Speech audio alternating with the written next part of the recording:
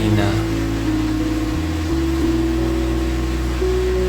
nagpa-harvest po kami ng palayan namin.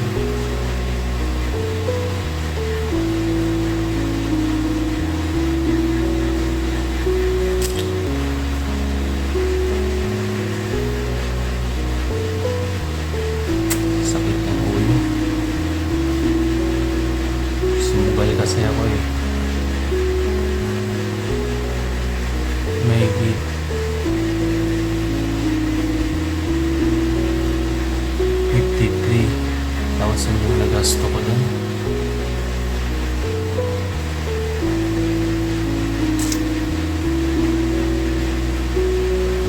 Nagbinta kasi kami ng palay.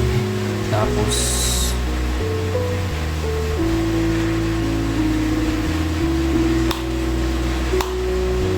$979 kilos lang lahat yung natimbang ng buyer. Tapos yung price po nila 14 per kilo lang. So nagbinta po ako ng palay kasi akala ko maabot siya ng 20k or 15k, pero hindi. Kaya hindi ako nakatulog. Ang oras nga ngayon pala ay 2:30.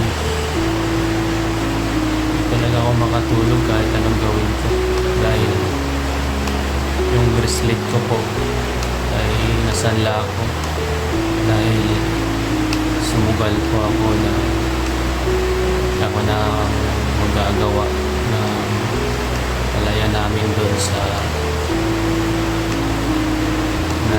inanima namin. So ayun, hindi ko akalain na ganito na pala yung mangyari.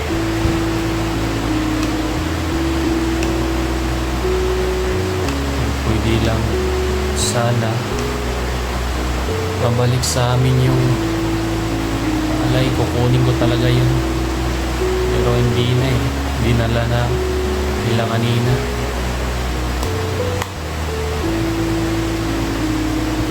Sarap sumigaw, sarap. Sinanla ko kasi yung bracelet ko. Yung price niya pag sanla ko 33k yung bracelet ko, kasi yun lang daw ang kaya nila ibigay sa akin pag linda ko ng alahas ko na bracelet. So nakuwinta ko lahat kung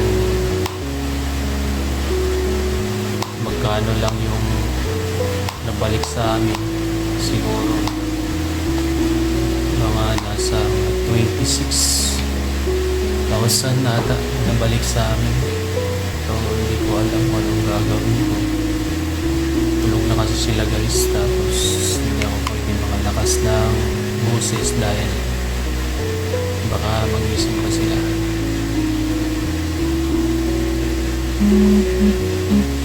Ito nga pala yung resibo sa alahas ko dahil sinanla ko siya.